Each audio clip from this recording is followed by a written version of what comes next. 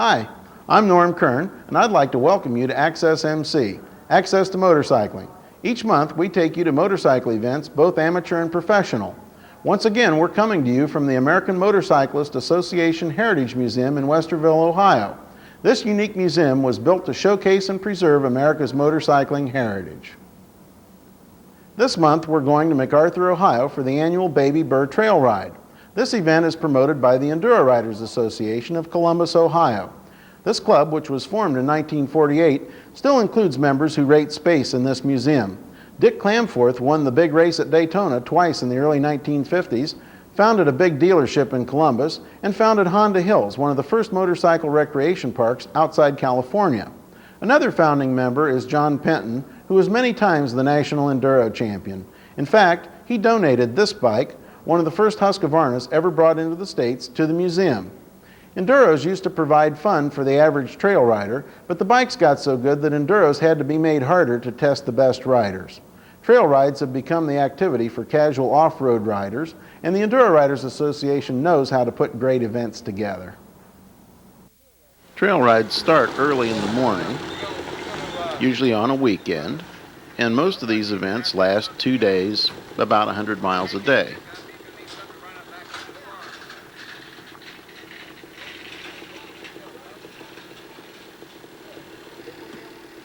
Here are our two primary layout people. The fellow in the red shirt is Bill Kaeppner, who laid out one of the days of the ride, and the other one is Vic Ely, who laid out the other day.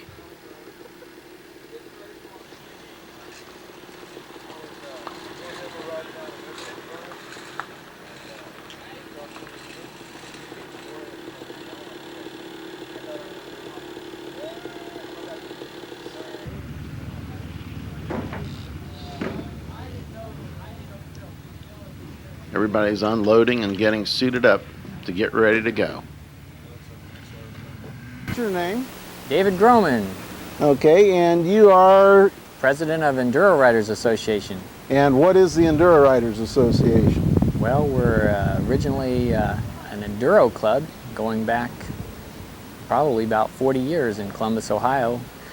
Used to put on some of the first enduros running out of Columbus that were road events, primarily dirt roads. And we're now a dirt rider club, put on a number of different kinds of events in this area. What all different kinds of events do you promote these days? Well, we usually put on the Little Burr Enduro.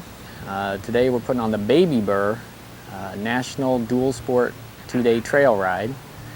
This year, instead of an Enduro, we put on a 1-day qualifier in the ISDE series.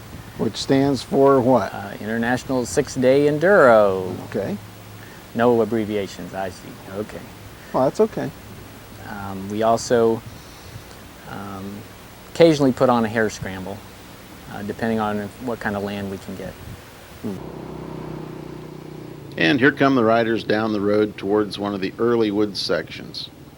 As you can see, this road is paved, but most of the roads that are used on trail rides are either dirt or gravel roads. You can see the orange arrow on the tree. That's typical of the arrows that the riders follow to get them through the course.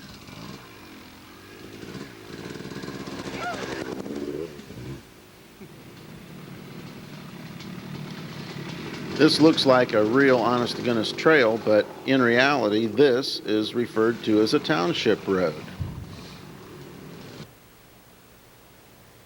Here comes a much larger group of riders.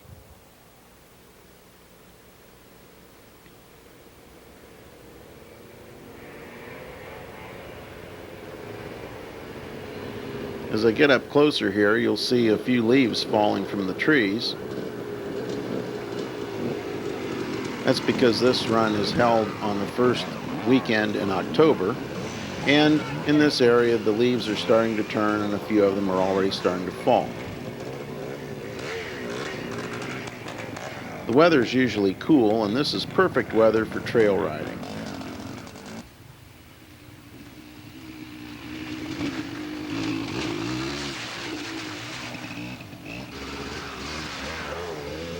I find that the ideal temperature for a trail ride is between about 50 and 65 degrees. And that's a little bit cooler than what you would like for riding on the road. That's because when you ride in the woods, you get a lot more exercise than you do just sitting on a motorcycle riding down the road. I always like to wear a light jacket, and that way I can unzip it so that if I exercise a lot and get too warm, I can cool off a little bit.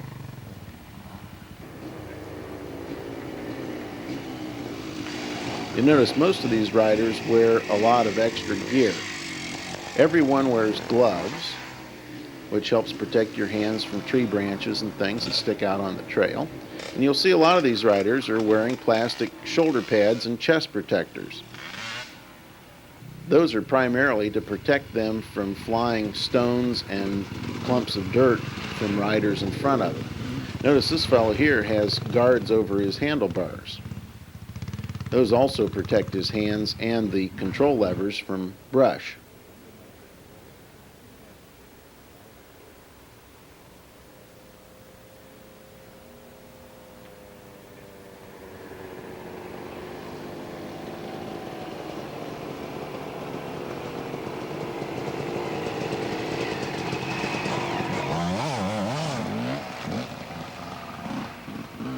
Most of the riders on this ride are riding Enduro bikes, and they are pretty much like motocross bikes, except they're geared taller so that they can run faster speeds on the roads without screaming the engine. And as you can see, they have headlights and tail lights because those are necessary to be legal to ride on these roads. And of course, they all have to have a spark arrestor so that they don't send out sparks, which can cause fires. And they all have to have a muffler and a rear view mirror, which is a road going regulation.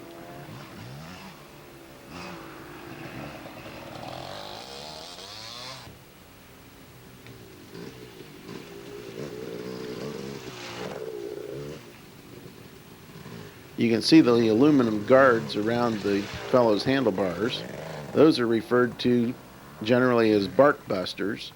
And they deflect trees and branches so that you don't have problems with getting your hands hit by all the underbrush and so on as you ride through the woods. The larger wraparound shields usually bolt to the bark busters so that they provide extra protection from water and rain and so on.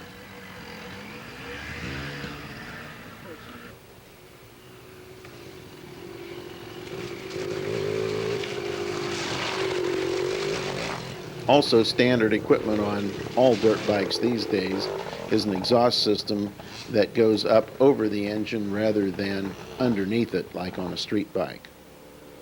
And that protects the exhaust system from rocks and other things that you run over. Plus it gives you more ground clearance so you're less likely to have anything hit the underside of your motorcycle.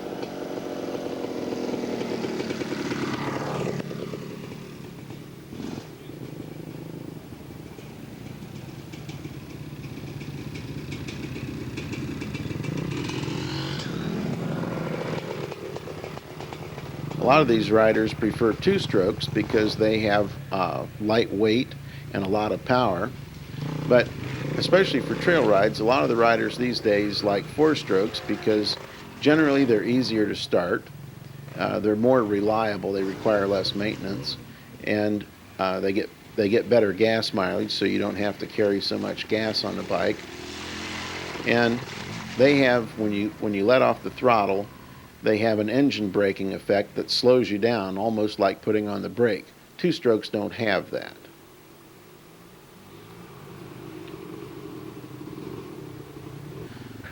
Now here you see a rather wide creek crossing. This is Vic Ely. He was the person on the layout crew who laid out this particular day's ride. You can see him just cruising across the water here with his feet up, keep his feet dry a little bit. You can see the pouch on his belt there where he's got arrows. These fellows come through the course just before the first riders are due to check and make sure all the arrows are up, because a few people like to tear down arrows. And here comes our first real rider. You can see he looks for ripples in the water, and he takes what he considers to be the shallowest way across. And the proper way to get across, and he shows off a little bit, but the proper way to get across a creek like this, especially when you don't know exactly how deep it is to go at a nice medium speed like this fellow's doing in first or second gear. And you can see he makes a nice little wave with his front wheel, and that wave splashes the water out of the way and keeps his engine relatively dry.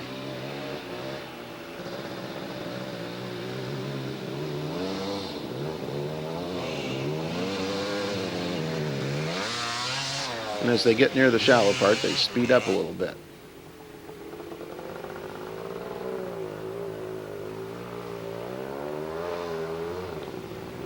One of the great things about trail rides is that friends ride together in groups and share experiences and have a lot of fun together on the trail.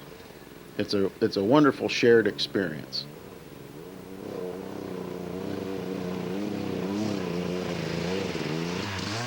Now, as far as the waterproofing on the bikes is concerned, long ago, all these motorcycles went to electronic ignition, so there are no breaker points to get wet. Also, the housing where the ignition is kept, which is usually on the side of the motor at one end of the crankshaft, is sealed up pretty well so that water has a very difficult time getting in there. But even if it does, there's no kind of mechanical switch or anything, and all the windings and so on are sealed in epoxy so that water has practically no effect on them. So ignition problems, and they also have waterproof spark plug caps, so ignition problems in deep water are usually non-existent. Now here's a fellow that tries a little different approach. And he splashed enough water that he got his air cleaner wet and got some water in his engine.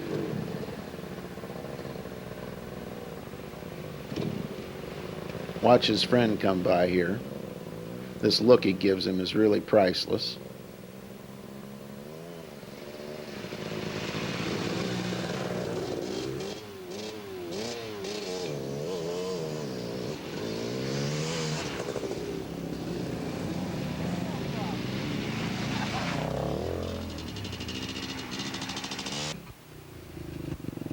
And here we are at the lunch stop. This is the Ely family farm. It's over near Laurelville, Ohio. Got Lauren, get over here.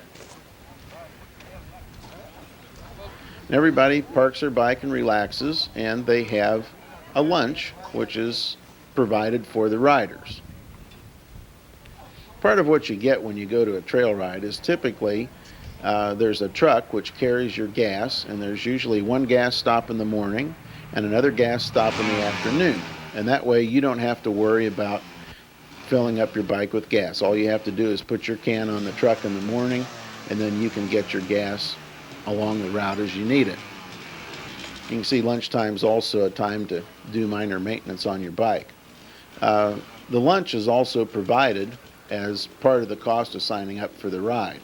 So on a 2-day trail ride, you typically get lunch both days, and you get your gas carried around. And some trail rides, I was on one at Lancaster this year where they even had dinner for everyone on Saturday night, free camping, and hot showers, and even a place to wash your motorcycle when the event was done. You can see here after lunch they go out from the back, towards the back of the farm, and there are trails back there that they ride.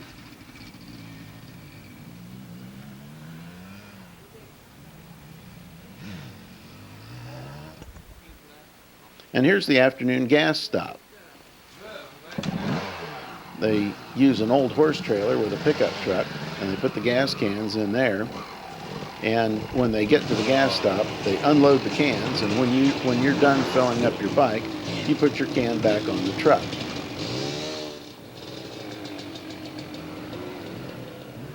And that gives the crew an easy way to judge whether just about all the riders have been through the gas stop yet or not. Don't lie to me. know where it's rippling. There's just one crossing down there. It's not that deep. It's not nearly as deep as this one you crossed over the Eagle Mills. Yeah. Well, see, they had a reroute. You were supposed to ride about 5 miles of trail, then drop back into Adelphi and go over to Lund. But he must have took that trail out for some reason. I don't know why. Turn arrows down. Scott there for the thing. Yeah.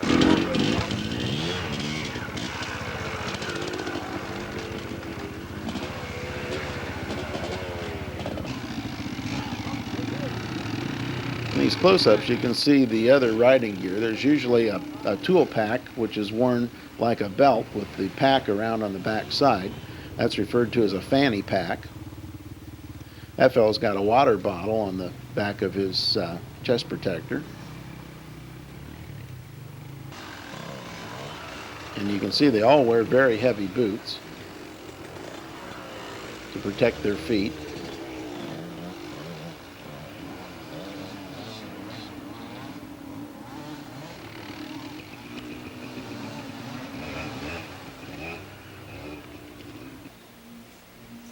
This is typical southeastern Ohio countryside.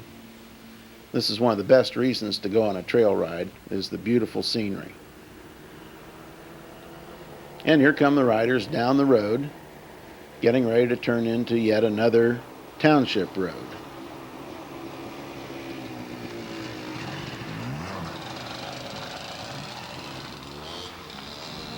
Which to most people looks more like a creek, but that's another township road.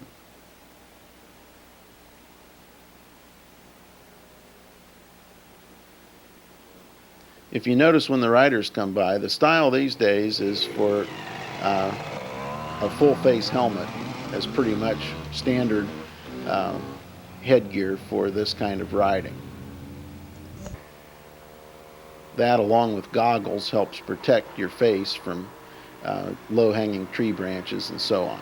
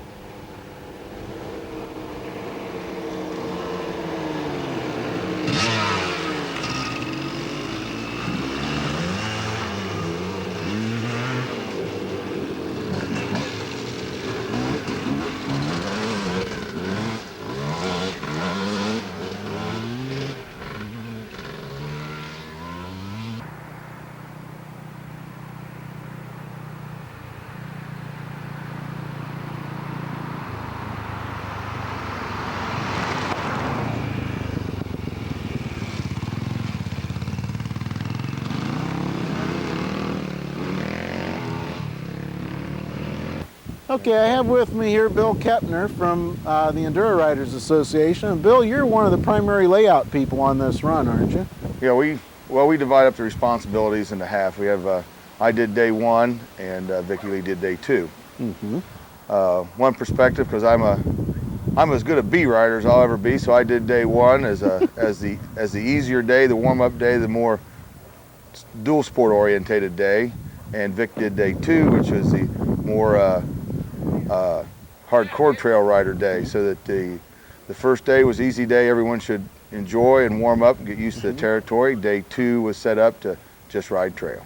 Well, that turned out pretty good since the weather was a lot worse on the first day. Yeah, the weather on Saturday didn't really cooperate in that it was a steady rain all day, but due to the fact we had it laid out as an easier day, everyone was still able to accomplish traversing all the trails and seeing the areas.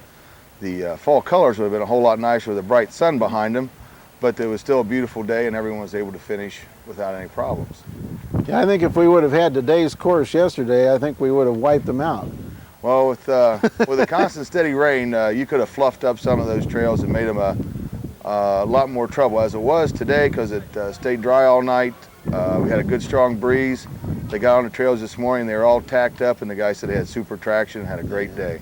We really didn't see any mud thrown at all. Everybody came in with dirty bikes, but not muddy bikes. So it was just perfect. How far ahead of time do you start working on this run? Well, actually we started on this run just over a year before the event, because we have to start our paperwork to get our national application and sanction in the early summer in July for the year after that October. So we're actually that far in advance. We start ordering up our materials. We start laying out the areas we're going to use. Start discussions of how we're going to ride. This year it's like any other organization, any other national event, I imagine, in that the paperwork starts way in advance of the actual event. In January, we start preparing all the forms. March, April, we start sending out entries and receiving entries. And then the fun part of it, the actual trail layout, we don't actually get onto the trails till August, when we actually get out and start nailing down the trails where we want to go. And then as the event becomes closer, it gets real intense. Then the last 4 weekends, we're out on the trails every minute we can. How do you decide whether which particular trails you're going to use on a given run? Well, I say it goes back to taking the philosophy of the guy laying out that day's trails. I like to run a section of trail and then put something easy in between it for the guys to rest, and then back on the trails again. Vic likes to just go trail to trail to trail, and that's real good too. I say you take the philosophy of the guy doing it, the overview of how you want the weekend to progress, and you just go from there. I guess it's pretty. It's almost everything else. It's almost as much art as actual work. Yeah. How do you learn where all these trails are? The only way you can, you just come down every weekend. I've been coming down for about 24 years now. I've been riding these trails with the Enduro riders. The club has been putting on national events since 1957 with Little Burr, which has had its 34th running. So you learn the trails by riding them with other members. You're here riding them. Yeah. The Elys have grew up all their life down here on the trails, and at 24 years, I'm probably a new kid with it. So the folks that lay out the trails and where they're going have literally come down every day of their adult life and most of their childhood.